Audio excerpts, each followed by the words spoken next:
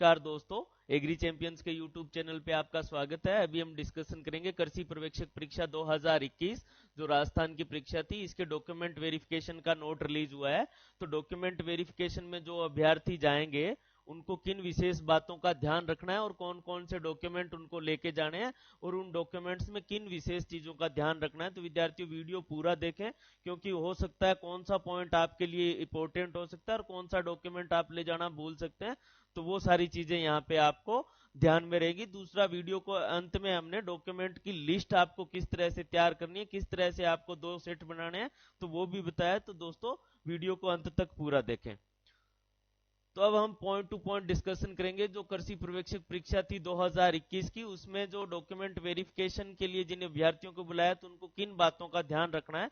तो सबसे पहले मैं विद्यार्थियों की सामान्य जानकारी के लिए बता दूं कि ये डॉक्यूमेंट वेरिफिकेशन है जो जयपुर में होगा। आरएसएम एसएसबी का ऑफिस है दुर्गापुरा में, तो वहां होगा। तो ये आप सब लोगों को पता है, पर वहां जाने के लिए आपको बाय बस आते हो तो सिंधी कैंप उतरना पड़ता है, और बाय रेलवे स्टेशन रेल आते हो तो रेलवे स्टेशन जयपुर पे आप जब उतरोगे तो आपको यहाँ से बस स्टैंड से 9A बस मिलती है, और रेलवे स्टेशन जयपुर से आपको 8A नंबर बस मिलती है। तो 9A बस है जो बस स्टैंड से मिलेगी, आपको दुर्गापुरा ड्रॉप कर देगी, और जो विद्यार्थी रेलवे स्टेशन आएंगे तो ये 8A में बैठ करके रामबाग, और रामबाग से 9A या फिर आप 28 नंबर बस पकड़ सकते हैं। तो इस तरह से आप यहां पहुंच सकते हैं। तो ये आपके लिए सबसे इजी मैप रहेगा, तो इसको ध्यान से रिवाइज करके सुन लीजिएगा। दूसरा, मैं आपको यहाँ पे जो इंपॉर्टेंट बातें बताने जा रहा हूं तो उनको तो आपको ध्यान से सुनना है, और ये इंपॉर्टेंट बातें पॉइंट टू पॉइंट आप साथ साथ नोट भी कर लीजिएगा। तो सबसे पहला यहाँ पे क्या है कि आपको विस्तृत आवेदन सह प्री निरीक्षा पत्र जो कि साथ में लेके जाना है, और ये कितनी कॉपियों में लेके जाना है? 2 प्रति। और ये हमारी जो एग्री चैंपियंस की वेबसाइट है इस पे भी आपको इसकी पीडीएफ अवेलेबल हो जाएगी, और आरएसएम एसएसबी की वेबसाइट पे भी आपको ये मिल जाएगा। तो यहाँ पे एक बात इन्होंने लिखी थी इंपॉर्टेंट, वो ये है कि ये आपका ओरिजिनल लेके जाना है। क्या? ओरिजिनल, दोनों प्रतियां ओरिजिनल, फोटोकॉपी नहीं होना चाहिए। मैं आपको स्क्रीन पे दिखा देता हूं कि इस तरह का एक पत्र होता है जो ब्लैंक फॉर्म होता है, इसको आपको बॉल पेन से साफ साफ भर के ले जाना है, काट छाट किए हुए बिना बिना काट छाट के। ऐसा नहीं है कि आपने काट पीट करके उसको कचरा बना दिया। आपकी नौकरी लगी है भगवान का आशीर्वाद से, परमात्मा की कृपा से, तो साफ सुथरा काम करके ले जाएं। कहीं ऐसा ना हो कि आपकी त्रुटियों की वजह से आपको कोई दिक्कत हो। ये जो परिपत्र है इसमें से एक परिपत्र के साथ में आपको 100 रुपए का आईपीओ इंडियन पोस्टल ऑर्डर, जो कि मैं आपकी जानकारी के लिए बता दूं कि आप साथ लेके आए तो अच्छी बात है, अदरवाइज दुर्गापुरा में वहां पोस्ट ऑफिस है तो वहां आपको ये इजीली अवेलेबल हो जाएगा। आरएसएम एसएसबी के गेट पे ही पोस्ट ऑफिस है, तो वहां से भी मिल सकता है, और आप साथ लेके आए तो और भी बेहतर है। इसके साथ साथ आप खुद की समय की 2 फोटो, कलर फोटो मिनिमम होनी चाहिए, और आप 2 की जगह 10 भी लेके आ सकते हैं। फोटोज की आवश्यकता रहती है, तो ये हमेशा ध्यान रखने की बात है।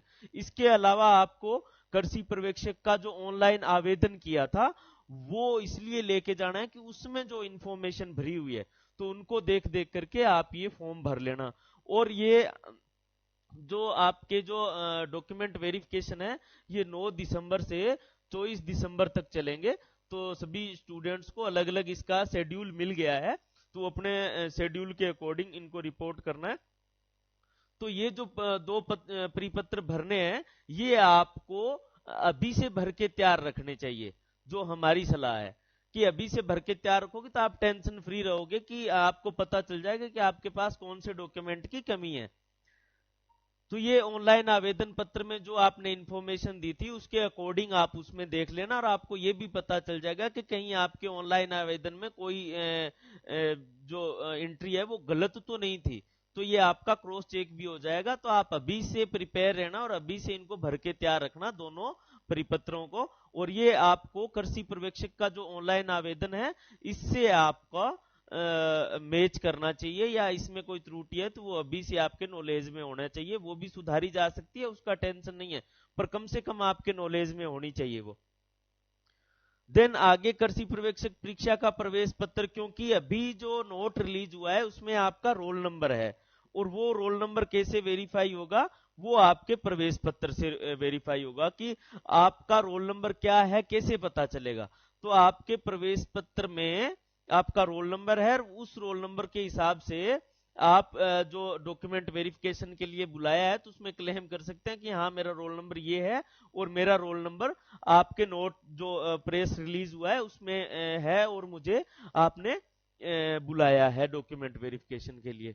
देन आगे जो इंपॉर्टेंट बात क्या लिखी है, शैक्षणिक योग्यता की बात लिखी है कि आपके पास आपके शैक्षणिक योग्यता जो 10वीं 12वीं या जिन विद्यार्थियों के पास 12वीं जो फिजिक्स केमिस्ट्री बायो या और कोई स्ट्रीम से थे तो उनके पास बीएससी एग्रीकल्चर होनी चाहिए। और ये कब होनी चाहिए, परीक्षा की जो तिथि है उससे पहले पहले, परीक्षा की तिथि से पहले पहले आपके पास 12वीं या बीएससी 12वीं एग्री या बीएससी एग्री का प्रमाण होना चाहिए। जिन विद्यार्थियों के पास 12वीं एग्री है तो वो भी परीक्षा से पहले होना चाहिए। जो विद्यार्थी 12वीं कोई अन्य स्ट्रीम से हैं और बीएससी एग्री से हैं तो उनकी डिग्री भी परीक्षा की तिथि से पहले पहले। और परीक्षा कब थी, 18 सितंबर को थी। कब थी, 18 सितंबर 2021 को। तो इस तिथि से पहले जो कि नोटिफिकेशन में इन्होंने लिखा भी है कि आप जो कृषि पर्यवेक्षक परीक्षा का जो नोटिफिकेशन था उसको ध्यान पूर्वक पढ़ें और परीक्षा ये निरीक्षा परिपत्र के साथ में जो गाइडलाइंस है उनको भी पढ़ें। तो शैक्षणिक योग्यता में आपकी जरूरी शैक्षणिक योग्यता ये रहेगी। इसके अलावा भी आपके पास कोई हायर एजुकेशन है तो वो भी डॉक्यूमेंट आप लेके जा सकते हैं। देन आपका आयु, तो एज के लिए या तो आप आपका बर्थ सर्टिफिकेट दे सकते हैं, अदरवाइज आपका 10th की जो मार्कशीट है तो उसकी जो डेट है वो आपकी वैलिड रहेगी आयु के लिए या कोई भी गणना के लिए, डेट ऑफ बर्थ के लिए। देन आपका जाति प्रमाण पत्र भी आपने किसी पर्टिकुलर कैटेगरी के लिए क्लेम कर रहे हैं कि हाँ मेरा एससी एसटी ओबीसी एमबीसी या अन्य कोई जो गवर्नमेंट निर्धारित कैटेगरीज है उनमें आप रिजर्वेशन के लिए आप रिलैक्सेशन चाहते हैं तो आपका जाति प्रमाण पत्र जरूरी है। अदरवाइज आपको जनरल में काउंट किया जाता है और वो आपने फॉर्म में अप्लाई किया होगा कि आपने किस कैटेगरी में फॉर्म अप्लाई किया तो उस कैटेगरी का। अब यहाँ पे ध्यान रखने वाली बात है कि जो ओबीसी के कैंडिडेट्स है तो उनमें क्या है, क्रीमिलियर नॉन क्रीमिलियर का संशय बना रहता है। तो जो क्रीमिलियर नॉन क्रीमिलियर का संशय है इसके लिए आप प्री से ये ध्यान रखें कि कोशिश ये करें कि आपका ओबीसी प्रमाण पत्र है जो अभी हाल ही में जारी हुआ हो या फिर गाइडलाइंस के अकॉर्डिंग वो ज्यादा पुराना नहीं होना चाहिए, इस बात का ध्यान रखें। और अन्य विद्यार्थी हैं वो भी अपना एक बार जाति प्रमाण पत्र देख लें, क्योंकि ज्यादातर विद्यार्थियों के जाति प्रमाण पत्र में ये प्रॉब्लम रहती है कि नाम जो होता है विद्यार्थी का वो कई बार आपकी मार्कशीट वगैरह के अकॉर्डिंग नहीं होता है। तो एक बार इसको भी आप क्रॉस चेक कर लें। देन आपका मूल निवास प्रमाण पत्र ये इसलिए चाहिए क्योंकि नोटिफिकेशन में लिखा हुआ है कि कोई भी भारतीय है वो भर सकता है पर कैटेगरीज का फायदा केवल राजस्थान के मूल निवासियों को मिलेगा। तो इसलिए आपको राजस्थान का मूल निवासी होने का प्रमाण पत्र भी देना है। तो इसमें भी आप अपना नाम, पिता का नाम क्रॉस चेक कर सकते हैं। देन आगे जो है वो चरित्र प्रमाण पत्र का यहाँ पे पॉइंट लिखा हुआ है कि आपको चरित्र प्रमाण पत्र भी चाहिए। तो चरित्र प्रमाण पत्र आप गांव के सरपंच से बना सकते हैं या फिर आपके नगर पालिका के चेयरमैन से बना सकते हैं, नगर परिषद के मेयर से या कोई और अथॉरिटीज से भी ले सकते हैं। तो एक तो इस टाइप की जो अथॉरिटीज है उनसे आप बनवा लेना, और एक चरित्र प्रमाण पत्र आपका आप अपना शैक्षणिक जो स्कूल है, आपका कॉलेज है, तो वहां से आप इश्यू करवा लेना। तो कम से कम 2 चरित्र प्रमाण पत्र आप लेके जाना, और ये ज्यादा पुराने नहीं होने चाहिए। अभी नए भी अगर आप काफी समय से आपने स्कूल कॉलेज छोड़ दिया है तो वहां से आप नया इश्यू करवा सकते हैं, और वहां से अगर नहीं बनता है तो भी कोई बात नहीं है, किसी भी राजपत्रित अधिकारी से भी आप चरित्र प्रमाण पत्र ले सकते हैं। तो आपके पास चरित्र प्रमाण पत्र होने चाहिए 1-2 जो कि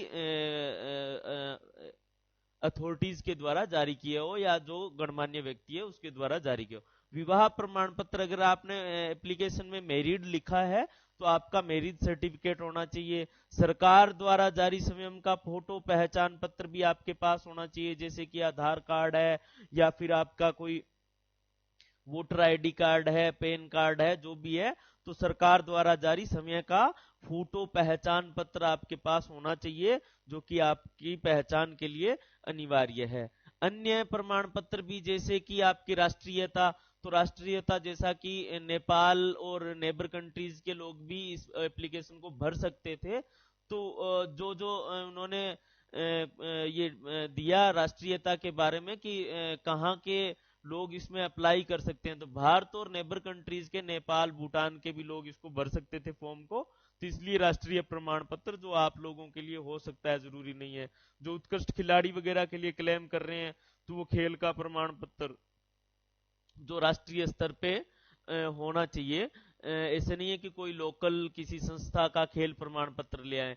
सेवारत होने का, या फिर आपके प्रेजेंट एम्प्लॉयर कहीं नौकरी कर रहे हैं तो वहां की एनओसी वगैरह जो जरूरी चीजें होती है, तो वो भी आपको लेके जानी है, उसका प्रमाणिकता का प्रमाण पत्र आपके पास होना चाहिए।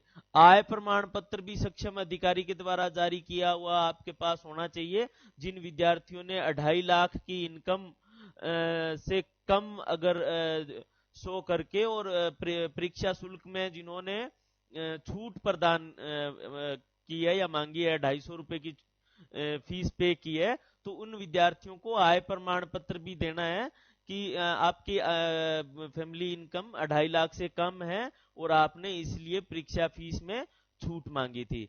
तो ये आपका सक्षम अधिकारी के द्वारा जारी किया हुआ आपके पास आय प्रमाण पत्र भी होना चाहिए। और सबसे विशेष बात यह है कि आपके पास कोरोना की रिपोर्ट भी होनी चाहिए।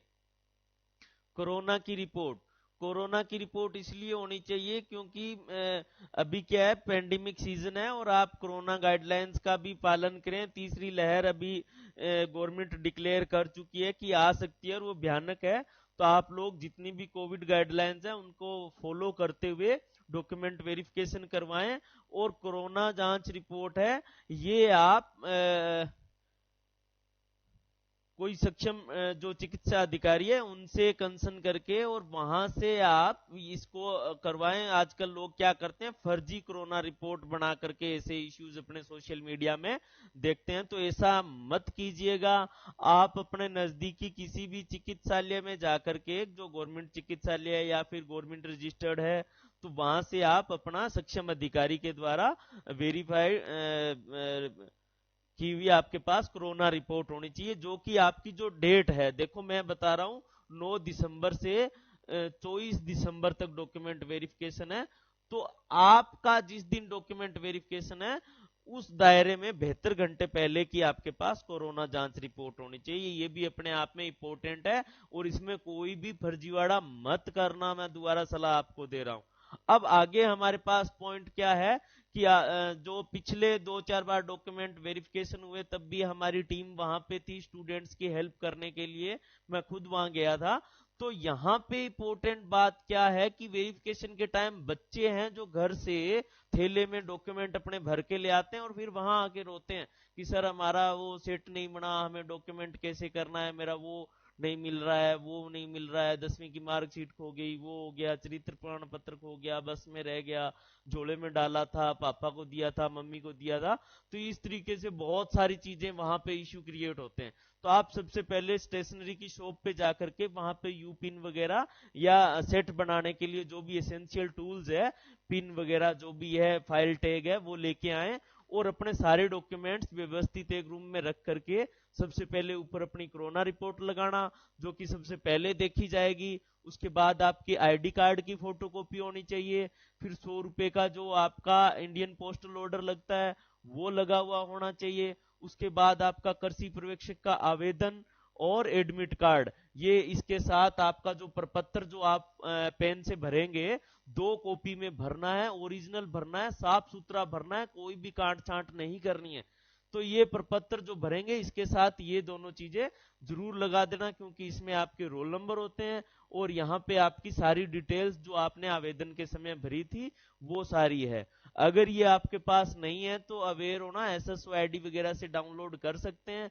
फिर भी अगर नहीं है तो घबराने की जरूरत नहीं है, बोर्ड में इनका रिकॉर्ड रहता है। पर आपके पास हो तो आप बिना टेंशन जा पाएंगे।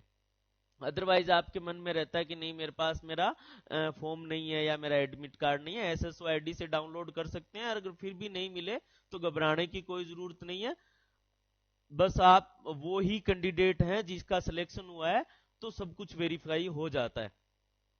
देन आपके शैक्षणिक योग्यता, तो शैक्षणिक योग्यता में भी आप लोग क्या करते हैं, गाय वाला भैंस के नीचे, भैंस वाला गाय के नीचे डॉक्यूमेंट लगा करके ले जाते हैं, तो ऐसा नहीं करना है। सबसे पहले आपकी 10वीं की मार्कशीट लगेगी, वहां आपकी डेट ऑफ बर्थ, आपकी माता का नाम, पिता का नाम, आपका रोल नंबर, कब आपने 10th की, वो सारी डिटेल्स आपकी वहां वेरीफाई होगी। 10th के बाद में आपकी 12वीं की मार्कशीट, तो इसमें आपका क्या स्कोर रहा, क्या पासिंग मार्क है, क्या आपका शैक्षणिक योग्यता के अकॉर्डिंग जो मिनिमम क्वालिफिकेशन है वो पूरा कर रहे हैं या नहीं कर रहे हैं, और किस डेट को आपका रिजल्ट जारी हुआ, तो 12वीं के मार्कशीट की डेट भी आपकी वेरीफाई होगी। अब इसके बाद में अगर आपने 12वीं एग्री से नहीं की है, तो जो विद्यार्थी बीएससी एग्री के हैं तो वो बीएससी एग्री के डॉक्यूमेंट आपको देने होंगे। देन आगे अन्य जो प्रमाण पत्र हैं, जैसे कि जाति प्रमाण पत्र है, तो आप किस जाति के लिए क्लेम कर रहे हैं, किस पर्टिकुलर कैटेगरी में आपको ये फॉर्म भरना है, तो वो आपके पास होना चाहिए, सक्षम अधिकारी के द्वारा होना चाहिए। ओबीसी का जो जाति प्रमाण पत्र है वो ज्यादा पुराना नहीं होना चाहिए, इन बातों का ध्यान रखें। और इनमें जाति प्रमाण पत्र, मूल निवास में आपका नाम सही होना चाहिए, इन सभी चीजों का आपको ध्यान रखना है। देन आपका मूल निवास, आप राजस्थान के मूल निवासी है, इसका प्रमाण होता है। आय प्रमाण पत्र, आपने परीक्षा शुल्क में छूट मांगी है तो उसके लिए आपको जरूरी है। चरित्र प्रमाण पत्र, आप गांव के सरपंच, नगर पालिका के चेयरमैन, वार्ड पार्षद या किसी भी विधायक, एमपी, एमएलए से जारी करवा सकते हैं, और एक आपके स्कूल कॉलेज से जारी करवा सकते हैं। तो कम से कम 2 ले जाना, जबकि उन्होंने ऐसा कोई मेंशन नहीं किया 1 या 2, पर आप 2 लेके जा सकते हैं, ताकि आपके खुद की संतुष्टि रहे कि हाँ मेरे पास डॉक्यूमेंट्स कंप्लीट है। अन्य जितने भी प्रमाण पत्र आपके लिए चाहिए, जैसे आपको कोई एज रिलैक्सेशन चाहिए, या कोई और आपका उत्कृष्ट खिलाड़ी के लिए, या फिजिकल हैंडीकैप्ड को आप चैलेंज करें, एक्स सर्विसमैन है, या इस तरीके के जो भी आपके लागू होते हैं, वो सारे प्रमाण पत्र इसके बाद में यदि आवश्यक हो तो लगा सकते हैं। तो ये एक बार आप पॉज करके इस पूरी स्क्रीन को एक बार आप नोट कर सकते हैं, और इसी सीक्वेंस में अगर आप लगा करके डॉक्यूमेंट और सेट बना लेना, 2 सेट बना लेना, पिन लगा करके 2 सेट, और सारे डॉक्यूमेंट है वो सारे के सारे सेल्फ अटेस्टेड करके और इस सीक्वेंस में लगा देना। जिनके पास 12वीं के बाद में हायर एजुकेशन है, बीएससी है, एमएससी, पीएचडी, नेट, सेट, जो भी है आपके पास, वो सारे के सारे इसके बाद लगा सकते हैं। पर वो आपका केवल और केवल जो शैक्षणिक योग्यता जो परीक्षा के लिए है वो चेक करेंगे, बाकी आप रिकॉर्ड के लिए लगा सकते हैं। और सबसे जो इम्पोर्टेंट बात ये है इसमें ध्यान रखने की, कि जो भी ये डॉक्यूमेंट आपको स्क्रीन पे दिख रहे हैं और जो आपके लिए जरूरी हैं, वो सारे के सारे आपके पास ओरिजिनल कॉपी आपके पास आपकी फाइल में इसी सीक्वेंस में होनी चाहिए। तो ये भी आपको ध्यान रखना है कि 2 सेट जो बनाते हो, दोनों सेट के साथ में आपके पास ओरिजिनल कॉपी होनी चाहिए। ओरिजिनल कॉपी के बिना वो आपका कोई भी डॉक्यूमेंट वेरीफाई नहीं करेगा। फोटोकॉपी वो रखेंगे वहां पे, 2 सेट में रखेंगे, और ओरिजिनल कॉपी आपकी वापिस आपको लौटा देंगे। तो दोस्तों ये सारी चीजें ध्यान में रखना, वीडियो को दोबारा देख लेना, और कोई चीज समझ में नहीं आए तो हमारा स्क्रीन पे नंबर दिया हुआ है 9111668296, आप फोन करके पूछ सकते हैं। हमारे वहां पे वॉलंटियर्स रहेंगे, आप फोन करके उनसे भी हेल्प ले सकते हैं। तो दोस्तों ये था सुपरवाइजर की जो परीक्षा थी 2021 की, उसके डॉक्यूमेंट वेरिफिकेशन के बारे में। और इसमें आपको कोई भी किंतु परंतु लगे, क्योंकि आपके जीवन का सवाल है, तो दोस्तों आप हमें बेझिझक कांटेक्ट कर सकते हैं। तो धन्यवाद दोस्तों, वीडियो अगर अच्छा लगे तो शेयर कीजिए, लाइक कीजिए, कमेंट कीजिए, सब्सक्राइब कीजिए, और हमें अन्य जो सोशल मीडिया के प्लेटफॉर्म्स है उन पर भी आप फॉलो कर सकते हैं, जहां आपको डेली एग्री से रिलेटेड जितने भी नए अपडेट्स हैं वो मिलेंगे। Thank you.